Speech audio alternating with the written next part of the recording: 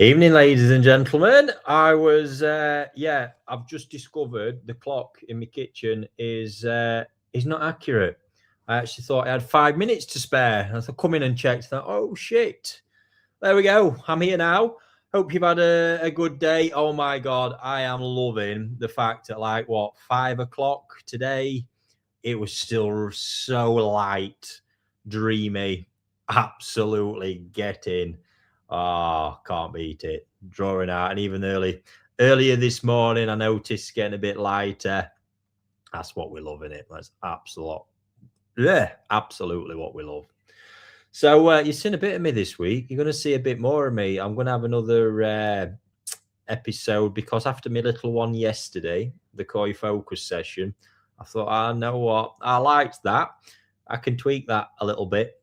So another one. And in amongst it, when I do it, it'll either be Thursday or Friday, no doubt. I have got a announcement that a few of you are going to be very happy about, because it's a particular item from my shipment that arrived last night proving to be very popular. So we're going to throw, there was always planned to be one of our next grow outs. We're going to throw it all together and do a drop this Sunday, but details of that will come out over the next couple of days. So I'll not take any of this time up on that one.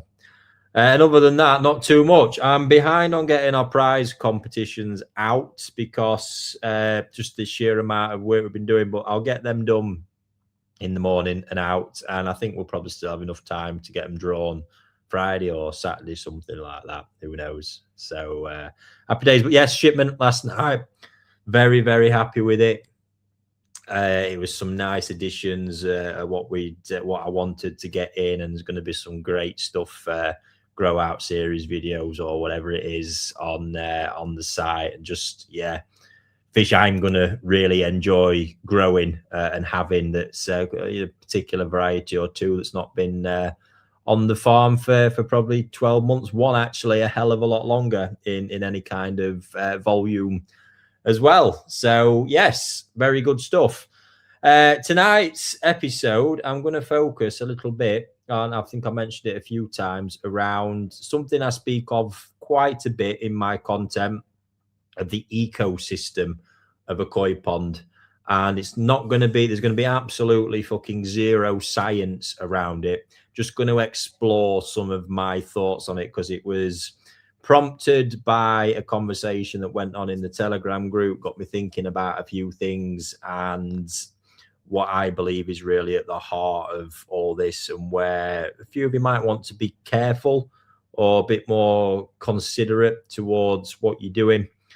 And why I think ultimately this concept I have, and I'll break it down, is the most beneficial in regards to raising fish long term, that real high quality skin shine that I get on these things, and doing it all without the complications of crazy complex systems or anything like that, which I'm not a fan of. So I've actually broken my fast, then it's not really a fast.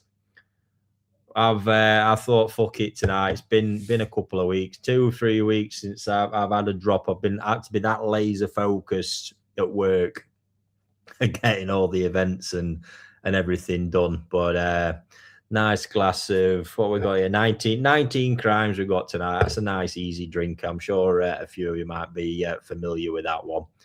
So that I'm just one shy though. I've dodged the pizza tonight.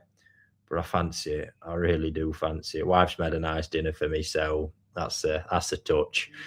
But so feel free to start anything around this kind of pond environment topic, ecosystem idea. We're going to touch on the sort of limited water changing, or the quality of that water and how it affects this concept. Different filtration and bits and bobs. We'll see where it goes. Depending on where we get with that. Of course, if you've got any other questions, fire them in. I will get through, hopefully. See where we get. I can see you're very, very busy already. Crikey. There we go. Yeah, so that's that really. Nothing more to report. Like I say, we'll use the Koi Focus episodes for talking shop, so to speak. Behind the scenes, quite cool. Work is still progressing nicely with the hoodie. It really is making great progress. I think I'm going to, while I'm at it, get a first t-shirt finalized as well, because the hoodies will weigh in quite a bit more because of the quality of all of it involved. So I think it's always nice to have a bit of balance, yin and yang, to all that stuff. Yeah, so the ecosystem concept, I think you've gathered by now, most of you guys who watch this follow me on a regular basis. So the general consensus or the general methodology behind my koi keeping philosophy, and a lot of the keep it simple, is understanding your source water, very important part of it. But also within that, even when you understand the source water, it's about letting an ecosystem develop within the pond. The pond is an ecosystem, it's a closed one. Ultimately, we control it. It's not a natural one. Obviously, we are in control, but what we want in here is a thriving ecosystem. And when everything thrives in there, you will hopefully promote positive, good bacteria growth, and that then will fuel this environment further and create this happy, positive environment where the fish that go into it will ultimately thrive, grow well. Obviously, there's temperature dependence. I'm not going to go into all that stuff on this, but you'll keep that skin quality, that skin shine. I'm going to refer to that quite a bit because that is the epitome, getting that. And there's different ways of doing it. As ever, there are people that will go and say they've done this, because when we're going to talk about water, you can replicate it, when you can create you've got to be very pure water. That's why I say your source water is very important variable in all this, and I will explain more, because ultimately, if your source water's shit, you've got the problem there that too much of that into this ecosystem is really going to fuck it up. And skin luster can be achieved going the other flip side of this. In Japan, for example, let's use that one. So when it's come down to that source water, and it's really an extension of the ecosystem here to some degree, because it will build. Fresh water is helpful. Obviously, it dilutes the organics in there, which then in essence helps with feeding stimulation and all the rest of it. But if that water's no good, it's too damaging. Now at NND, the two fish houses there in Takiyamachi, which is Takiya village, they have underground water available. It's not mains water, it's underground water. And Fujo's explained to me, he's even shown it to me, that the village literally has a mountain here, and on the runoff, you've got the house I stay at, you've got a fish house, a couple of houses down, another fish house. That water runs off the mountain, obviously, as it comes underground. It's that mountain water, mineralized, fantastic, and it's available to them on tap to run through it. It is basically Evian that they can just pump out the ground. Awesome. When you get so far down the street, however, and it's run down the lower ground, it gets to a point where it becomes absolutely full of iron, and you can literally see the iron deposits forming on the road. I'd never noticed it till Fujo pointed it out. I was like, holy shit, yeah, that's crazy. Just past NND office, it starts, and that ultimately affects the quality of that underground water. And they've got phenomenal stuff. So if I was on their basis, I mean, that's pretty much the stuff that the mud ponds are being fed, you name it. And it can take over. You could keep them in that. Say you have no filtration, but you've got that amount of water available. You could likely get away with just constantly running that water through flush in, flush out. I'm not going to say trickle in, trickle out. Run that water through, and some do. Marseille's got a facility that runs like that. There's no filtration. He keeps fucking giant fish in it and shitloads, and he's just got this water running through because it's natural. You know, it's going to be a natural environment that's all running with this mineralized, really pure, healthy, clean water. You know, that's running down a mountain. It's good stuff. So that's one way that could be done. And in that environment, yeah. So ultimately, it's not in them fish houses. They've got filtration systems, yes, but they're running a lot of that water through there to flush it through. And in that environment, that to me is beneficial because you've got this beneficial fresh water coming in there that's not damaging everything. It's not heavy in any metals. They know it can be with underground water, which can be damaging. Absolutely no chemicals in it, more than anything. You know, that's really it. And they don't have to do anything with it. They just fucking pump it out the ground and through. So it's also keep it simple for me. That's where that's at. They've got that natural resource. Fantastic. If they started using the mains water, would be a very different scenario.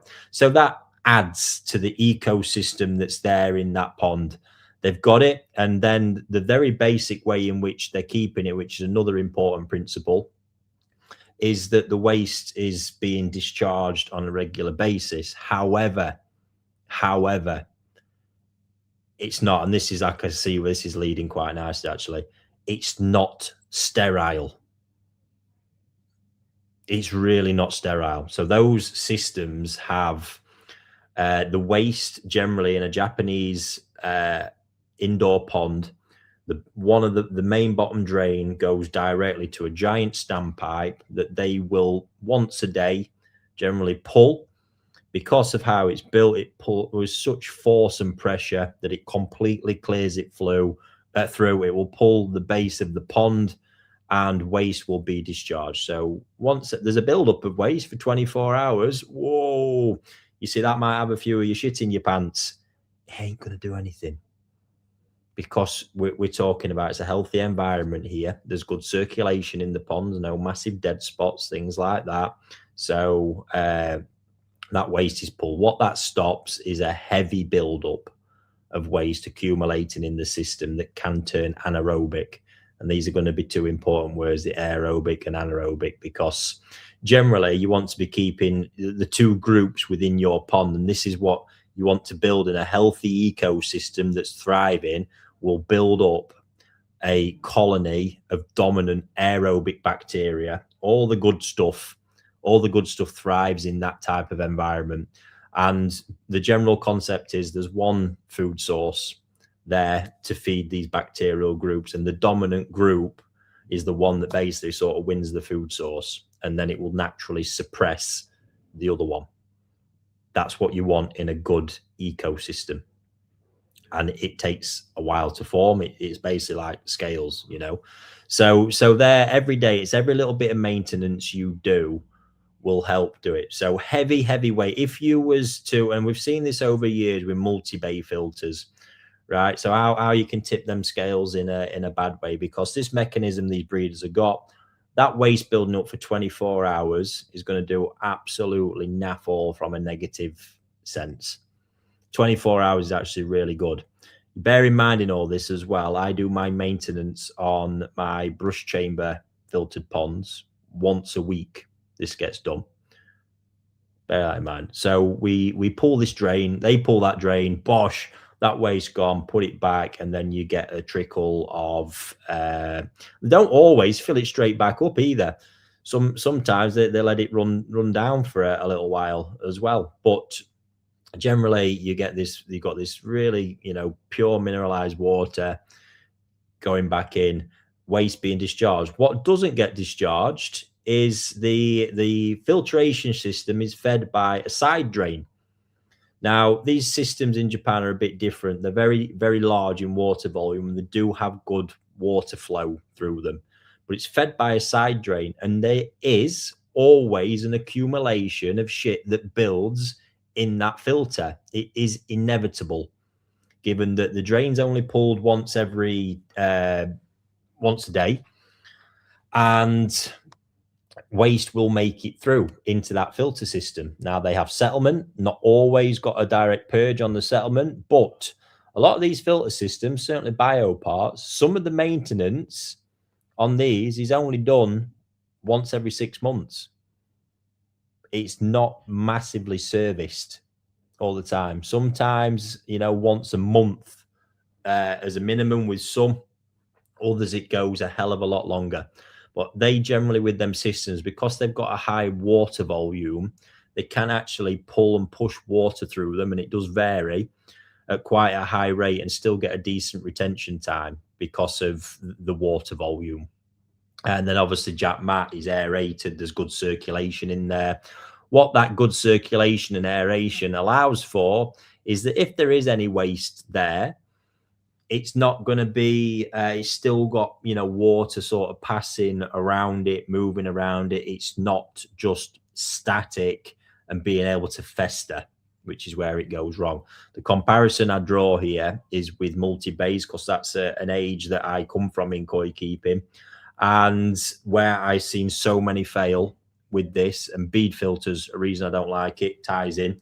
Especially with these multi-bays. Remember, you might have seen some, you got the slotted kind of V base where the waste settles out. Now, the flow rates in these things aren't a lot. And certainly when you get down there where the waste settles out, that is where that can just fester.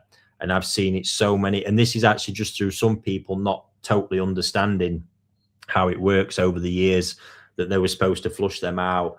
It's got there, had this mass buildup of shit. It's festered. It's gone massively anaerobic, and that's then tipped the scales in your pond, in your ecosystem, where it's become more anaerobic at that point. So it's not ideal. Now, how you can also tip that is by constantly damaging it with products you might be putting in the water. Remember, this ecosystem is a fine balance. So you can damage it there, as we described, through the waste management. The bit I want to take away from that is that example there with the breeders and myself. Actually, those fluid beds I have, the homemade ones, I probably service them once every 6 months or every 12 months because I know the environment has got good circulation in it generally, and it's in a positive aerobic state because of the way I manage it. I'm not doing anything in there to damage it or rock it too much. It's a well-established, healthy ecosystem, and I don't want to muck with it too much. So when we actually get in there, there's always normally a shit buildup. And I have this in, you see this with fish tanks as well, really a lot. There's some, it's not massive, but there's a bit of buildup of debris there in the bottom, but it always generally smells healthy. It's because it's shit there that's in a healthy ecosystem, healthy environment. Obviously, them chambers have amazing circulation around them as well. So it's in there, and probably, I can't prove this, but I know there will be an element of it. Probably it's actually full of good, beneficial bugs in there as well. Bacterias, we've not got to remember here, rotifers are probably one of the big ones, unsung heroes in these ecosystems with what they actually do. And that is how that is, and I am seeing people right now that are generally, screwing, we're going to get to this, but panicking about a little buildup of some shit in a corner. You don't need to be. You need to focus on the bigger picture. Now, this ecosystem, it takes time to build up, establish. It's not just about what's in your filter. It will establish on your pond walls, in your pipe work, anywhere where water is running. And when it forms, it's a fragile thing. This is nature that we're talking about. So what we've got to look at in all that is how you can pace it. And when you get it and it's thriving and it's good bacteria is thriving and everything from that aerobic positive environment, you get the benefits of it. What you don't want to do is then go tanking it. Now, how are you going to tank it? So we don't know. I don't know the true extent of potentially having metals in there. I do on the fish. I don't know to all them groups. I should imagine, knowing what the likes of copper can do to fish parasites, that it can also be very damaging, and to filter bacteria, very damaging to all other bugs, etc., that we would want in a happy, healthy ecosystem. Bear that in mind, how important algae is to this. You know, some ponds that are being kept indoors like a light, you're not getting a lot of that algae growth on the walls, and what that provides to the broader ecosystem, to the diet of the fish, and how vital it is. Then we get to the real ones that we know are fucking brutal, the chlorines, chloramines that come through in tap water if left unchecked, or if they're in low levels, how damaging they can be. And when you're damaging the good and suppressing the good, it's always that chance for the bad in the bacteria groups to thrive through and tip those scales. So you've got all that. Then medications that can also be damaging. This is why I'm not a fan of, I mean, you get your chloramine teas only if it's a last case, but your Virkons, my argument for using this is why, unless you need to actually disinfect because you've got bad overwhelming good, why do you want to add something in there that's a known bacteria killer that could damage the ecosystem again that you're building, that's relatively fragile? By popping this in on a regular basis, you actually risk doing more harm than good, because you could end up damaging it, tipping it in the wrong direction. It's real. And then with there's a whole host of other products we don't truly know what extent they might have. And this all points to me is to interference by man in something that nature can to some degree take control of once that ecosystem is built and thriving.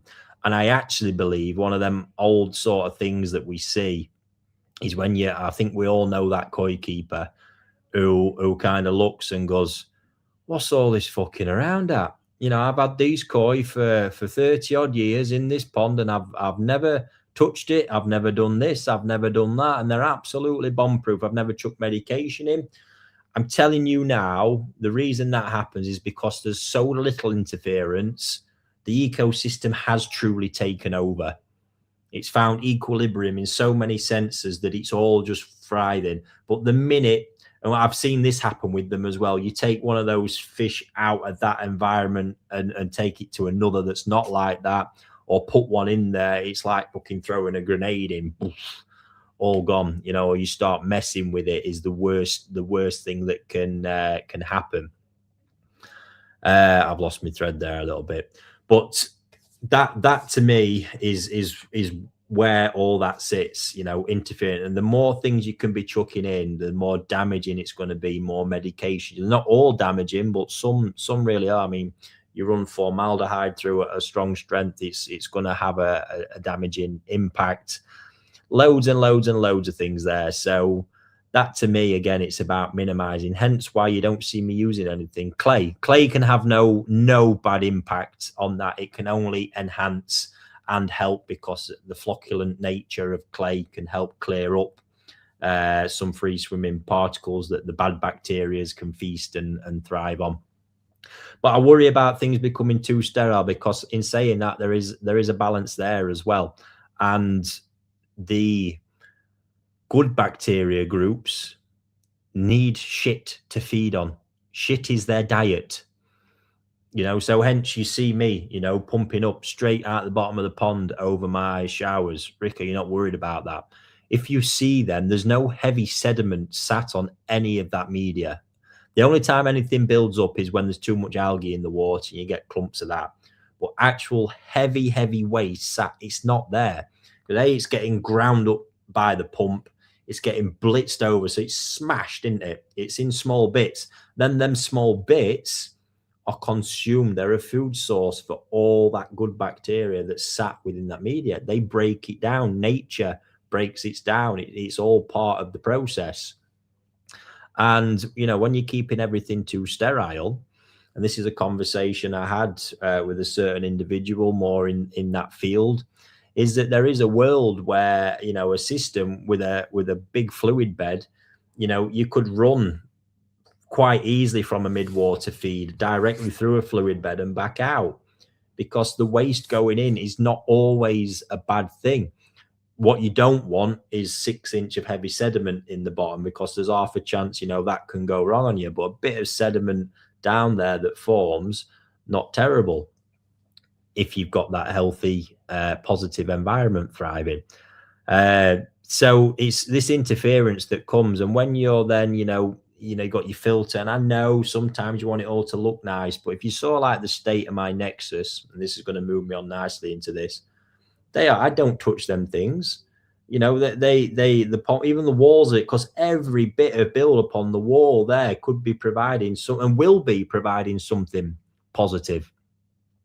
And you just don't want to fuck with it too much. And what's prompted me to sort of say this is I recently, through wanting to improve recovery around sleeping sickness, started clearing cleaning some ponds down. I think I showed them on a couple of videos.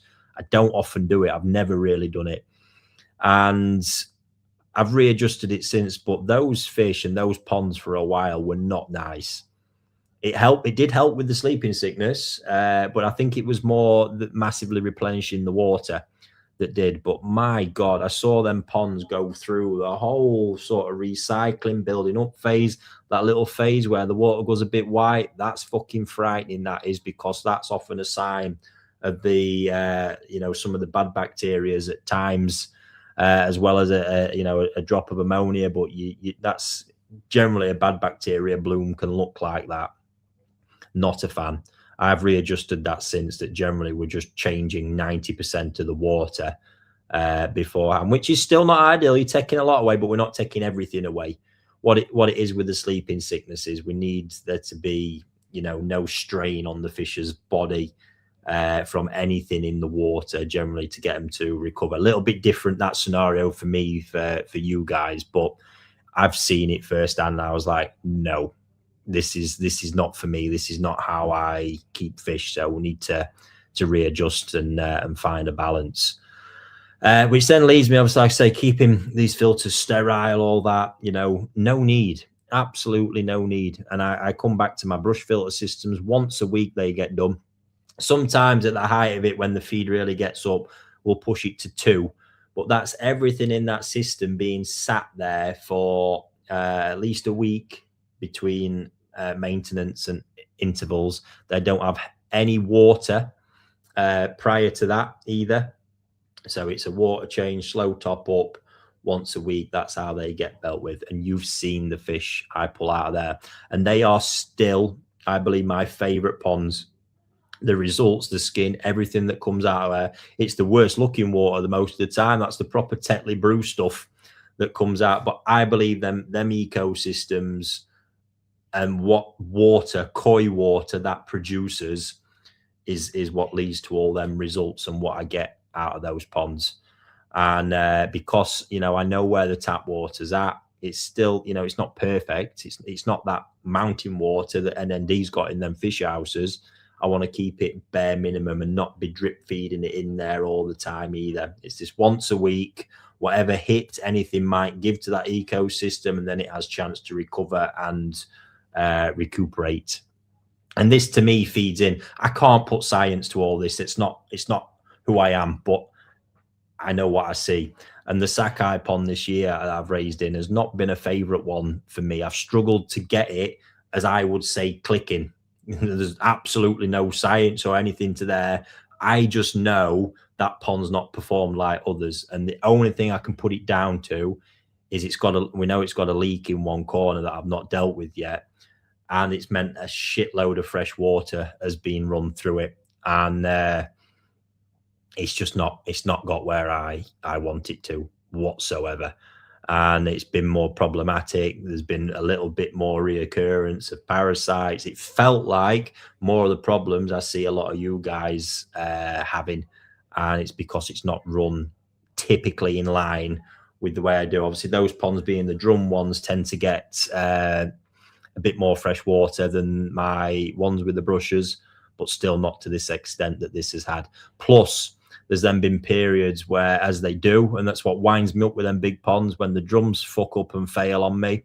And there's periods there where it might be offline for a while, or all of a sudden ammonia or everything might have surged a bit because that filter's gone offline. It's everything that can tilt and rock this, and I'm not a fan. It's that stability that helps this ecosystem build to the point where it's absolutely thriving. By the way, I would at some point like to, there's a particular individual I think could maybe actually put some science to all this, which is going to lead on to my next part here. And you've heard me say for years that a fluid bed with K1, I always say with K1, I'm going to get to that, is a core part of my koi keeping philosophy. And again, no science for you here. There might be, there's an explanation, but no science. The first time I saw, so coming from a culture of static bed filters, multi-bays, stuff like that, the first time I saw fish in a K1 filtered pond that had a Nexus fluid bed or what, I looked at this water, had a bit of a sparkle on it I wasn't used to seeing. And the fish behavior, the general stimulation and their attitude, their appetite and how they were behaving, I was like, that's different. That is different. I've not seen that like that before. And you start looking at it and things just start making sense when you draw that comparison from your multi-bay.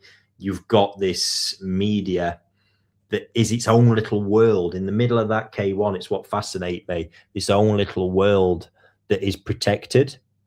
So it's not being dried out all the time, anything like that. If you look at how it works in a Nexus, that outer chamber constantly protected as well. You're not in there interfering. You never should be. Water draining down when you do your maintenance. All that goes off is the air. It's left full, and it's there. And it's this little world where it's protected. It's an optimized environment for that ecosystem to grow inside it. Got its own, obviously that pocket of water, got its own retention in there as well. And then the general motion of the fluid bed, not allowing heavy sediment to build up. It's got air in there. So you've got this constant movement, great circulation through all the media as well. Then the ability that as the media contacts gently, nicely, it actually knocks off the dead bacteria and allows the new to keep coming. So it's a very, very positive aerobic environment. And I just looked at all that, good, that is just the most amount of sense I'd ever seen at that point. I thought, yeah, that is brilliant, brilliant. And then that's before you get on to then learning the deeper stuff about what goes on inside that media. And now if we get to K Plus and how that's been optimized, you've got then, it was the biochip actually that first led me to this, and the rotifers. And I think if I remember right, they can eat down to 1 micron particles, and something crazy like 10,000 times their own weight per hour is what they can consume. Now, to me, when you see what these things take out of the water, you want as much of that in your pond or your filter as possible. Now, you will naturally get them in your pond. Sometimes if you do a scrape and you might catch a bit of algae or something off at wall, you get that under the scope, you see some bug you can't really identify as a fish parasite. Most of the time it'll be a rotifer.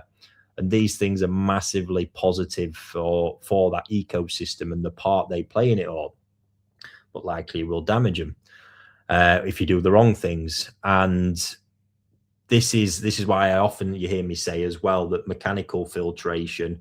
biological filtration plays a massive part in your mechanical filtration, because you consider even what a drum screen goes down to. You certainly don't go down to 1 micron that your rotifers can actually consume and take out the water, which is why it's so important. And now the K Plus, heavily optimized for this.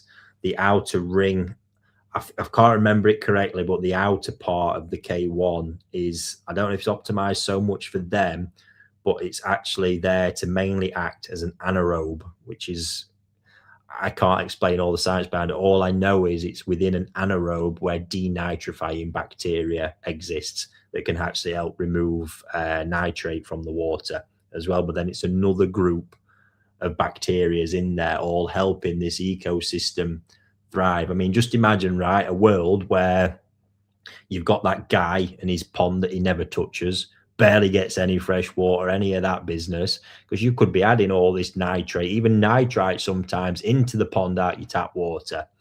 And you just let that ecosystem do its thing, and it develops, you know, the highest levels of, you get your anaerobes formed and all this. It takes care of itself. You've got good circulation. Nature, you know, keeps bodies of water looking fantastic and fish thriving. Mud ponds themselves, I mean, let's look at what a mud pond is. We've got everybody worrying about a bit of shit accumulation. Where does that shit go in a mud pond? Now, the difference, and it's a big one, they're a vast expanse of water, so dilution really helps. But there's still, you know, that would help in the natural sense of the fish are only eating the natural diet, and you get the balance there. But don't forget, breeders are absolutely pummeling these ponds with food as well. You know, food that we're adding in. It all needs to be processed. What happens? An ecosystem forms in the base of the mud pond. And weirdly enough, the same thing as I've just sort of described with that Sakai pond, the breeders have ponds where they think, oh, fuck, you know, that pond don't perform very well, that one. No doubt it's because of whatever balance of ecosystem forms in that pond, what water they might have access to, just to help further, you know, dilute things. It's all there, and that's what it is. And look, there is no denying that fish will often look their absolute best when they come out of a mud pond, and it's for a number of reasons, but the biggest one is the quality of that water, and I believe ultimately that ecosystem that they live in, that natural environment that just helps them out massively.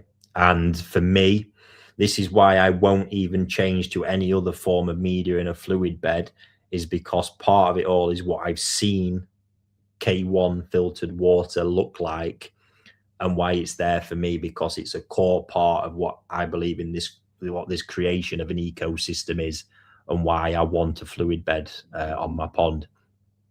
The last bit to that, I suppose, before I delve into your questions in the creation, this is where really a shower filter could potentially sit. In the kind of wet, dry environment as it's known, again, as far as I'm aware, I don't know the full science, but you can get different groups of bacteria again living in that environment because it's not completely submerged.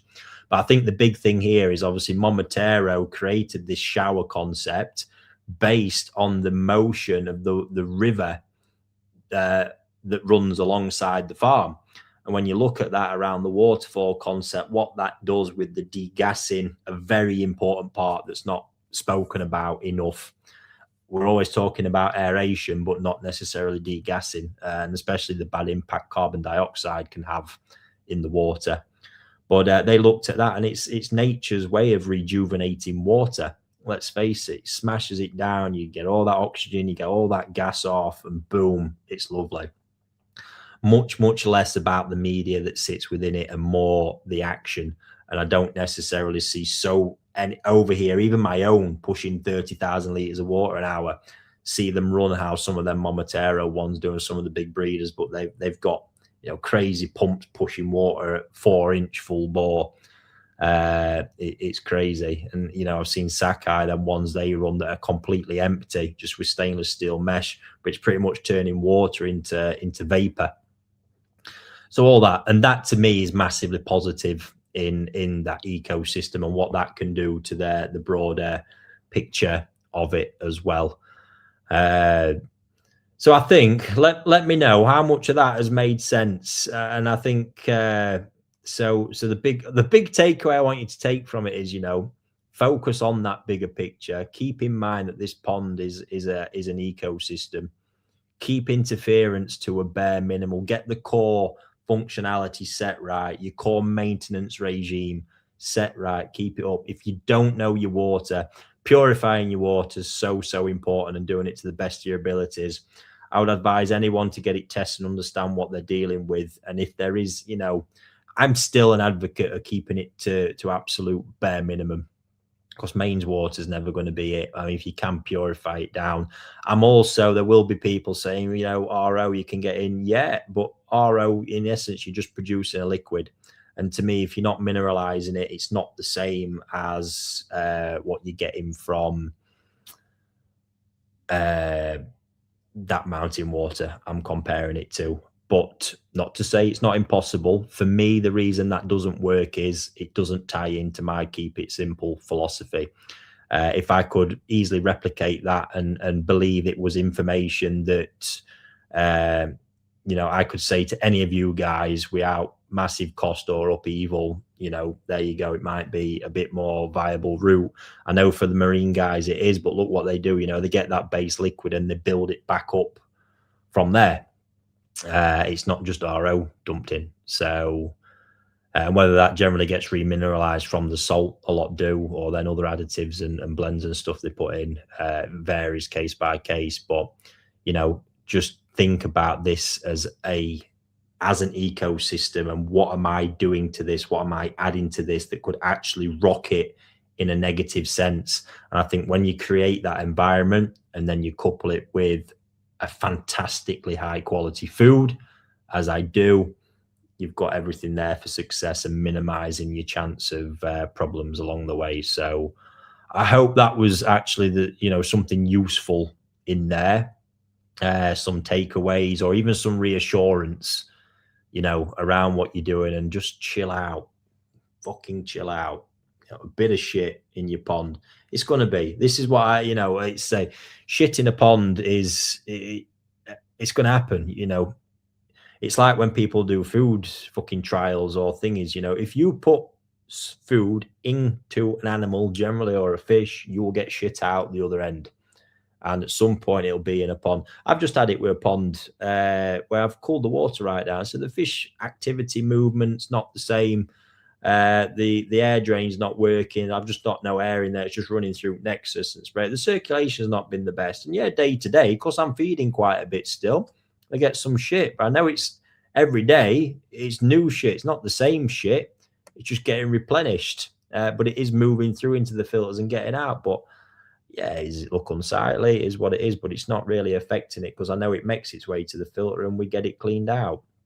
But yeah, I think the worry of getting that bacterial infection comes from that, but you can actually end up harming yourself. That's the bit I want you to see in this. You can actually end up creating your own problem by being too worried, by keeping things too sterile, too clean, cleaning things down too much, chucking preventative shit into the water and stuff like that. I really can't stand that. Is you've got the chance of actually triggering the problem more so. So yeah, let me have a sip of my wine 40 minutes in and see what you guys have got to say about it, because you've been very, very, very busy. Okay. Right, anyway, I'll start at the top. I'm still craving that pizza. Not gone away. Mickey, good evening, Ricky. From an ecosystem perspective, what is the single most misunderstood factor in maintaining a healthy koi pond, and why do most owners get it wrong? Fucking around too much. That's it. It's just tinkering, and I get this. It's hard, but tinkering's dangerous. Get a good core system, core philosophy. Again, why I don't like bead filters, because I think you've got the opportunity in that bead filter to get without great circulation. It's not like you've got the bubbling action constantly of the K1. You've got an element of waste can build up without you seeing it. Relatively static, become very anaerobic, and just this enclosed vessel. You compare that to the open sort of fluid bed chamber of a Nexus versus the closed vessel of a bead. Just not it. But focus on it as an ecosystem. This is the word I want to drum in, not just a pond, not just a body of water. You know, there's an element here. Nature can help you out so much. And interference. You can interfere to the point where you need to take over. So you are almost completely in charge, like you are the life support that your pond adjusts to. You chucking this stuff in all the time, or doing this or doing that. And when you don't, it can just quickly tip back in a bad sense. So I think that's the one for me, Mickey, to be honest. Long-winded apologies. Very interesting topic, as my years of keeping, here we go, SPS reef tank, where promoting diversity of bacteria is a very good thing and creating safe haven for microorganisms. There we go. So much can be learned from that world. To live in the sump has led me to design my new pond with a header pool containing plants down the waterfall in the pond. Header pool with no soil, just gravel, said plants. Keep it down. There we go. Now, let's face it, people did, and I'm not, please don't misinterpret this, the kind of under gravel filter world where systems went on for like fucking, a year or years without any maintenance. Absolutely crazy. I mean, yeah, slightly dangerous, very dangerous, actually. And it's not the way I would promote it. And don't mix this up. We don't want heavy loads of shit being left. If it's just accumulating masses, in the base of a pond where you get it really, really thick, or in a filter, at some point it could go wrong. It could also go very right. This is the thing that especially if it's from debris, you might get ponds where they're pump fed and they get a debris buildup that's mainly kind of algae and maybe leaves and stuff like that. Very different to sheer fish shit left to go bad, but it all depends on what the broader system is doing as to what will end up happening with that. Oh god, Ant's gone on for a while here. You're not kidding, mate. We said plants to keep as clean as possible, but I'm then hoping that the moving bed header pool with plants and waterfall will be beneficial to many more types of good bacteria and promote a stronger ecosystem. Absolutely, mate. Happy days. The end. Nice. Evening, would you calculate the amount of filtration on volume of water or amount of fishing pond? I've said this before, neither of those. I would calculate it based on what your potential feeding level might be and reverse engineer it all back from there. Evening, Ray. I'll work through from the top as always. Chris, evening, pal. What's the quickest way to get new filters up to speed when my new pond is built? I don't want to be pissing around. I want to get them on the munch as fast as possible. Yeah, sorry, this is just reminding me, off topic, but back to the ecosystem thing.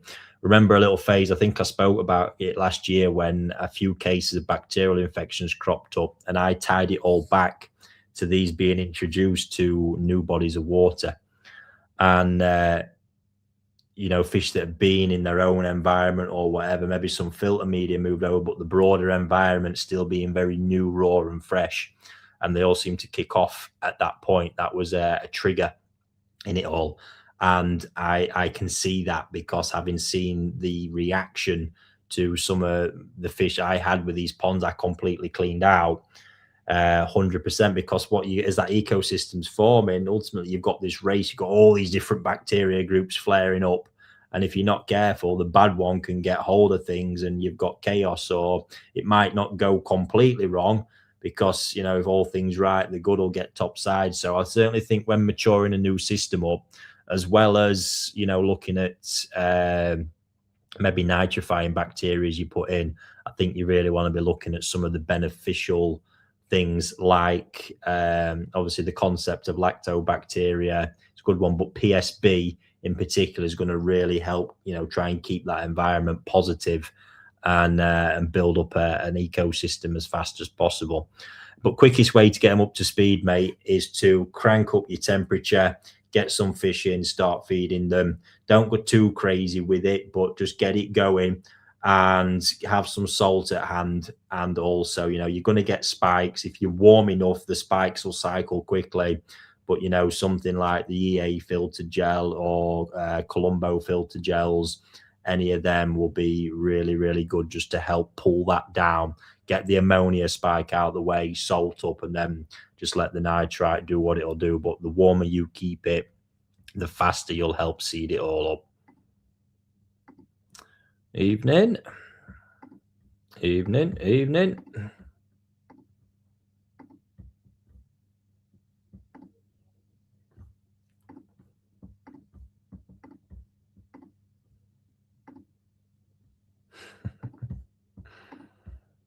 Here we go. Questions. Hi, Ricky. I use a lot of clay. If you didn't have to be checking ponds constantly, would you use it more often? Yeah, I've always say I'm a big fan of clay. I think there's just only positives to come from using it. So always been an advocate.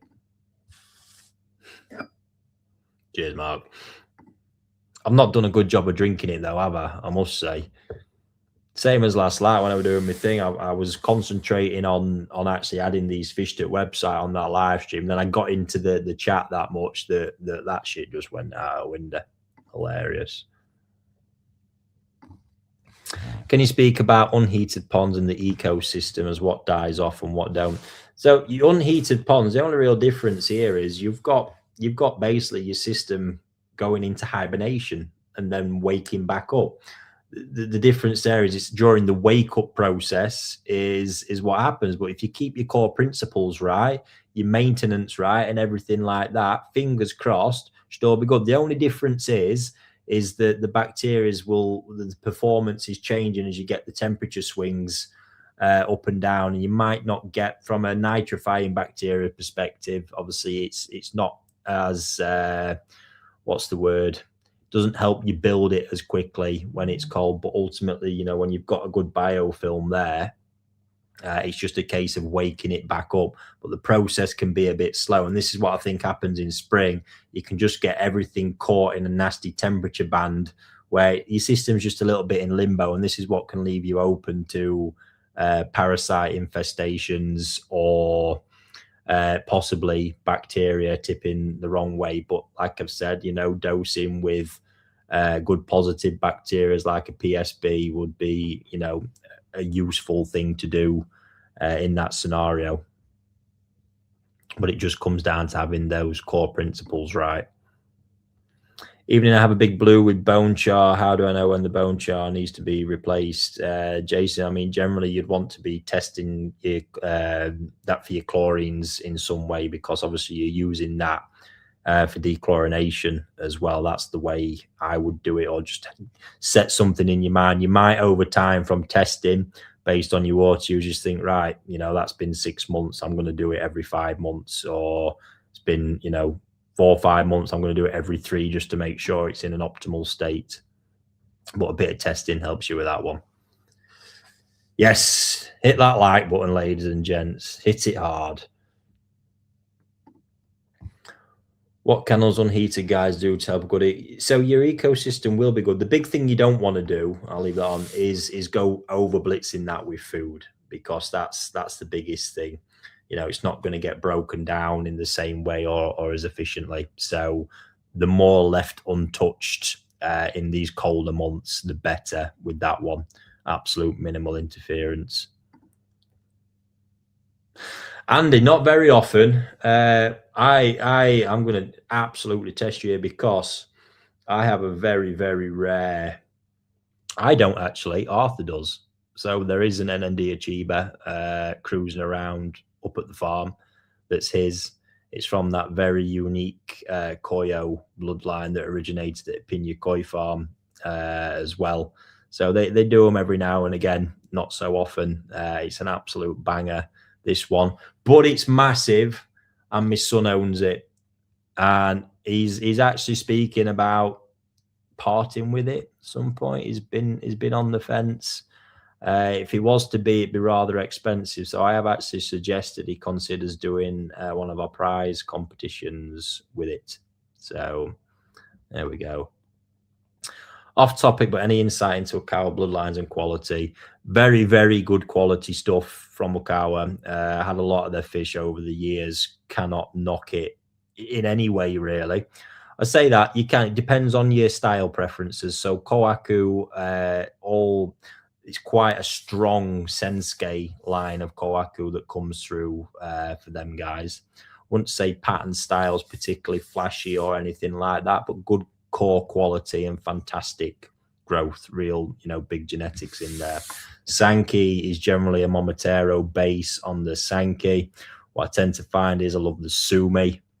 Very develops in a very Momotaro kind of style, great quality, but also tends to keep that more slender Momotaro shape, which comes from the Matsunosuke side of the blood there. Shiro's absolute banger. I think one of the other best out there, only second to Omasako, only really topped by them. But it is an Omasako based bloodline on that one. Showa's very, very minimal. Karashi Bloodline, fantastic. Jag, fantastic. So a thing to toy around with, just very good all round, really. What filtration am I tinkering this year? It's only going to be, I think I'm like I mentioned someone the other day, really going to try and keep investment at the farm to a minimal and push some of the other areas. And another particular project, very important one that's probably going to take precedence, but development of the filter that I've been developing, which I've got a Mark II waiting for me. And I hope then by Mark III, I've actually sort of perfected that, but it's not going to be, it's more just in practical tweaks on that one. In your experience, do you believe that adding too many koi additives or medication on a regular basis can disrupt the natural water balance? I see people on YouTube always end product. 100%, Mickey. 100%. Whenever you see inside a Japanese breeder's shower filter, look like the media has been left alone for decades. Absolutely. There's quite a bit of algae sometimes on that. There's a difference, but algae's, you know, it's natural stuff. But if again, you look at that environment, it's a very positive aerobic environment. So yes, there's going to be shit, but the shit gets broken down by the bacteria, and the bacteria is well oxygenated by that crashing water. Again, you sort of see the difference there, hopefully.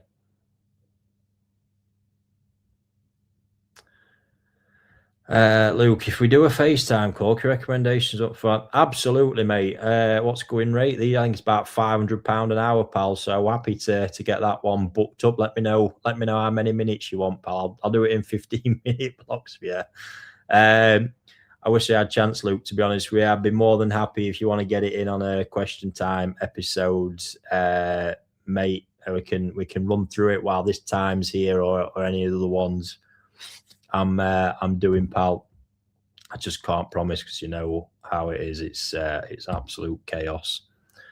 Last year, I bought koi imported from Japan, and many died due to bacterial infections. Yeah, I suggest I've got a video about dealing with bacterial infections on my channel. You can search it out. I'm going to refer you to that one in this case.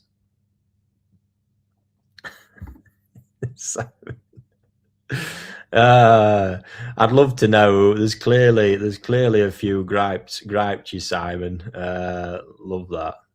No, and there's a good point. Look, I'm guessing Simon's probably referring more there to the more industry-based channels that crop up. And I've got to say, even one misinformation again is just from bits I've been seeing driving me fucking potty. And even one I'd seen, because I know it's been going around that, and it got me questioning reality as well from first-hand information.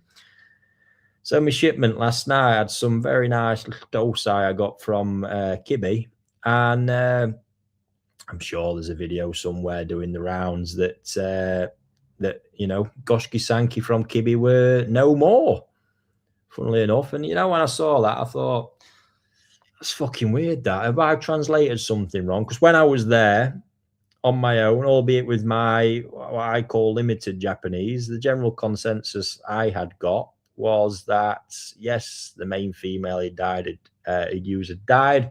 He's put a new set together, had a bit of a chat about it, and the numbers were a lot more limited at the moment, and he'd see what the outcome was in future. And yeah, he'd keep trying.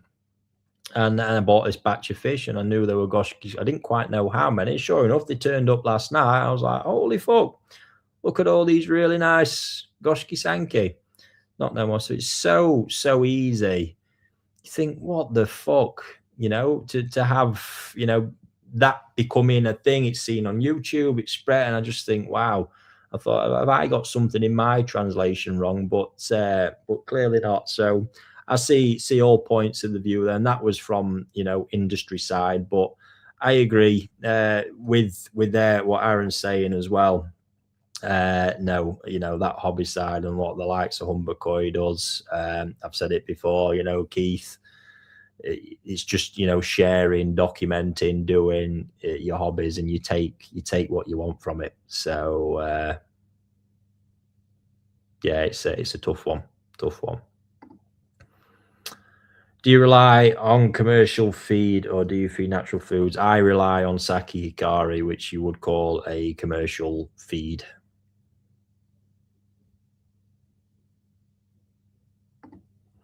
I know you prefer not to trickle in, trickle out, but how much do you do over a week if you did trickle? I couldn't even tell you, Craig, to be honest. It's just not something that I track. They have ultimately, I give them what water they need to keep functioning, running at the right levels, and no more is generally where that sits. I think my rationale with it, and again, this could be total, it's my rationale. Science behind it, you could say it's the same volume overall. What for me is like I referred to with the brush filter ponds is that it's done once a week, it's slowly topped up, but then after that it's left alone to recuperate. The interference has only been done at one period, if you get me. The maintenance, any disruption, all done at one time, then left to get back to its own devices, as opposed to having something trickling in all the time or constant this, that, and the other. And again, it all comes down to the source water. I agree. I'm there to be shot at in saying that that's absolute bullshit and waffle. It's just when I'm looking at it, trying to make logical sense of what might be going on here, why that's working, why that's not, and how I see it. Well, ultimately, like I say, if the quality of that water is right going in, get it going through. You don't want to get it through to the point where you're potentially letting the water almost run the system. You want the system to do some of the heavy lift, and that's where I like to find the balance of fresh water going in when it is good quality. Otherwise, you're literally just running on it and what it brings. So I don't generally know what percentage. I would say it's possibly around 10% on them brush filtered ponds. The drum filter ones, I really couldn't tell you.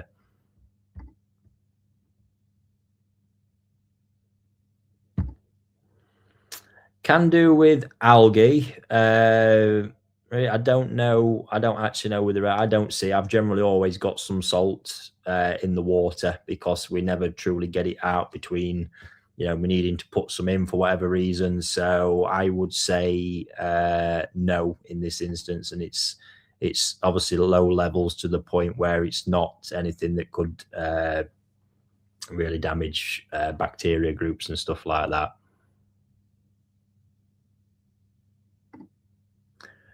There are a few genuine koi people that give good advice, Simon, but more that don't too. Yes, there we go.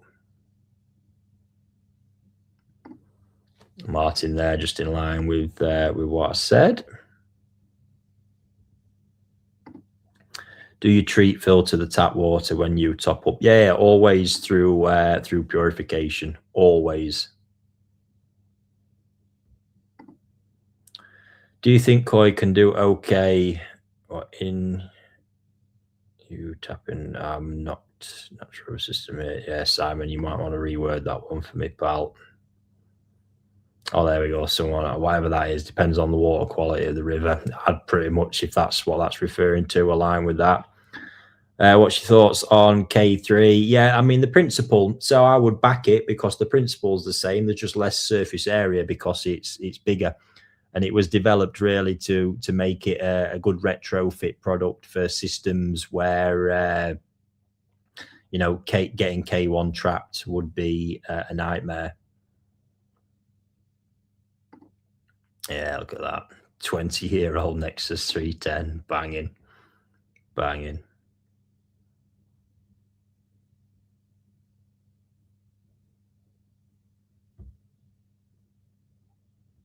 So I'm just trying to filter out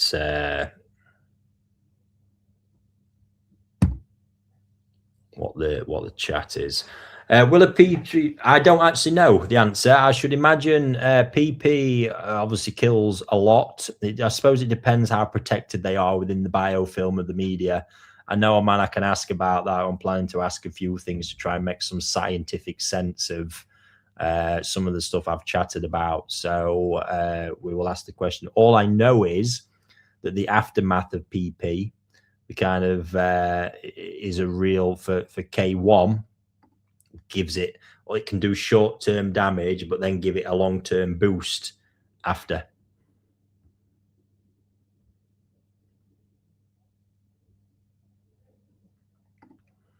Marks, having previously worked for a water company, I wouldn't be using any water course for my pond. Too many get polluted on regular occasions. Yes. No, I definitely won't be. I won't be doing that if that's where that conversation's going. Yes, just do the basics properly. Interfere as little as possible. Correct. Put some K plus in the bio last year. Absolutely shell shocked at how fast it started to turn. Within 2 weeks, it moved. Yeah, I've got to say, since I put that in the filter I had designed, I've been blown away with how quickly that stuff come together. I really have, and its performance since as well. Some enjoyment for the topic. Glad to know.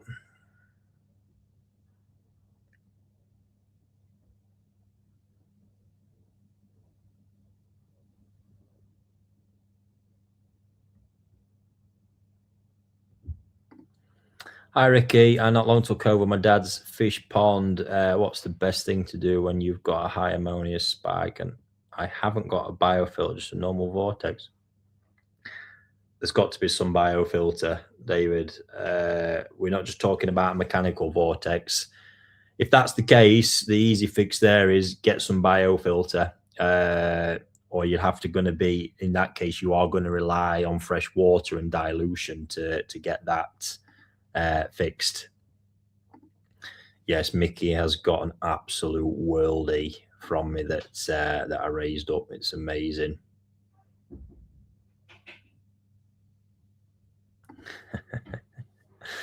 There are some deadlines on it. We're hoping to have big progress for you guys on this within this month. Fingers crossed. I know a man who's under a lot of pressure at the moment. So I'm just filtering through this chat again. That's it. I think I've just hit the bottom of it as well. Hour and 7 minutes in. There we are. I hope, ladies and gents, that was, like I said, some benefit in there. I think the big thing this ties back to is keep it simple, and the rest will come. Good core system. Don't fuck around. Don't get spending fortunes on all these fucking stupid products that get thrown in and muck around with stuff. It's just not needed. Again, you look, and it's not just thingy here.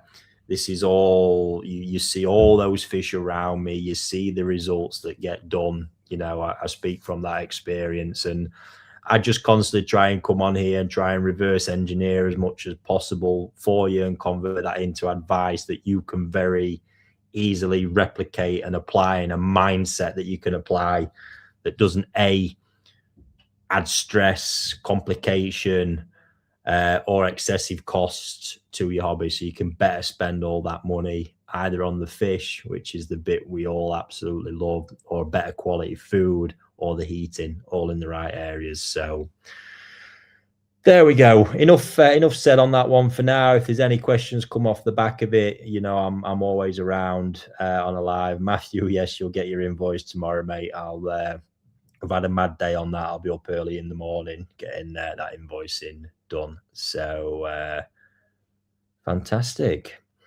That's it, ladies and gents. I'm going to go and finish my drink now. Look at that. That's absolutely ridiculous. I've got to say, it's not quite hitting the spot either. I might, I'm going to have one. I might have to break the old Midori out of the garage. Let's wait and see. I will catch you all next week. Or not next week. That's absolute bullshit. For question time next week, I'll definitely see you in between.